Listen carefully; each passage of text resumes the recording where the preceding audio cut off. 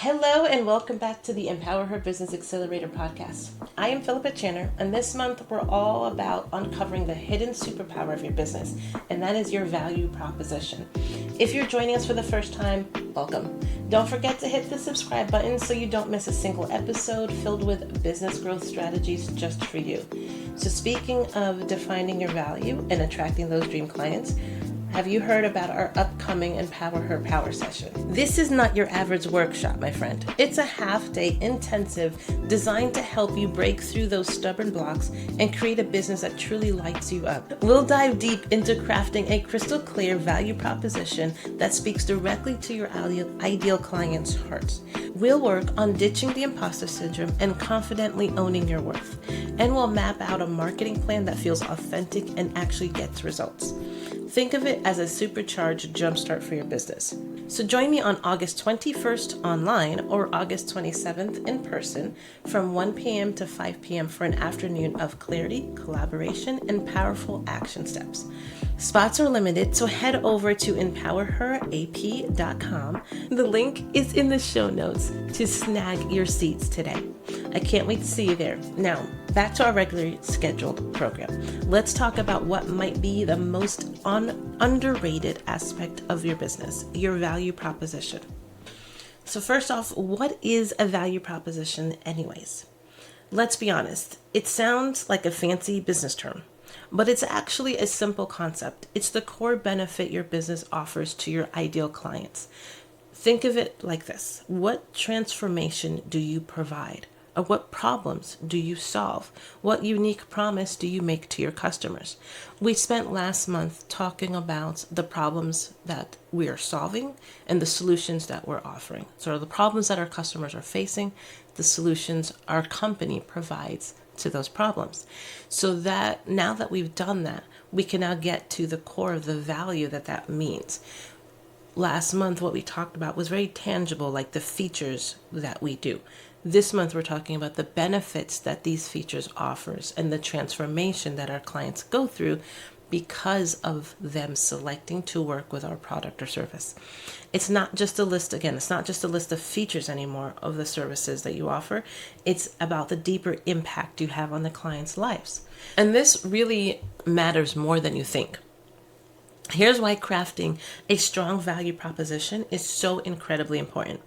First off, it's going to help you attracting the right clients. When you clearly articulate what makes your business unique and valuable, you'll naturally attract the right people, those who need and appreciate what you offer. It's also going to help you stand out in the crowd. A well-defined value proposition sets you apart from your competition. It gives people a reason to choose you over someone else. And lastly, it gives you the ability to charge premium prices. When you know and communicate your value, you won't feel the need to compete on price alone. So that really helps you set a price that is owning your worth. To illustrate this, we're going to look at a few examples that I've found that are a little bit weak propositions, and I'm going to give you an example of a stronger proposition statement. So first, let's look at a business coach. A business coach could have this possibly weak value proposition statement. They could say, I offer coaching services to help businesses grow. When you hear that, yeah, okay, that sounds a little cool because it states clearly what you offer and why you offer it. Who you are is obviously you're a business coach because you're offering coaching services to help business grow. You want your clients to grow their business, but it's still too vague. What kind of coaching do you do? Who do you help? A stronger way to say this statement is, I helped overwhelmed female entrepreneurs gain clarity, create strategic plans, and finally build profitable businesses they love. See, that's a little bit more specific. It paints a better picture. You can visualize it and you feel more connected to the target and the focus of the transformation they're experiencing. All right, next example is yoga instructor. A weak example of their value is, I offer yoga classes for all levels. Again, that's descriptive of who you are and what somebody could get from you. But it's very bland. It's very feature, like I'm just stating the features, the facts. There's no emotional involved in there. So another strong way to say this is relieve stress, build strength, and cultivate mindfulness in a supportive, women-centered yoga community. You're explaining the same thing, but obviously, again, that painted such a bigger picture. I now know not just who it's for, but what they're going to get and how they're going to feel afterwards. All right, and then one more example is a health coach. A lot of these are service-based because that's who I help a lot. So a health coach, a weak example is I help people get healthy and lose weight. Again, for some people that could be enough because they're like, I already am emotionally charged about this. I know what I need and that's enough. But for others, it doesn't really say like why this coach over any other coach, why this person, this program, this software, like whatever it is that you are doing, why this over anybody else. And it doesn't say how you're going to do it. So a stronger way to say this is create lasting lifestyle changes to boost energy, conquer cravings, and feel confident in your body again. Again, this makes it more about the person you're serving and the value that they're going to get from being with you and working with you. A big difference between I help people get healthy and lose weight.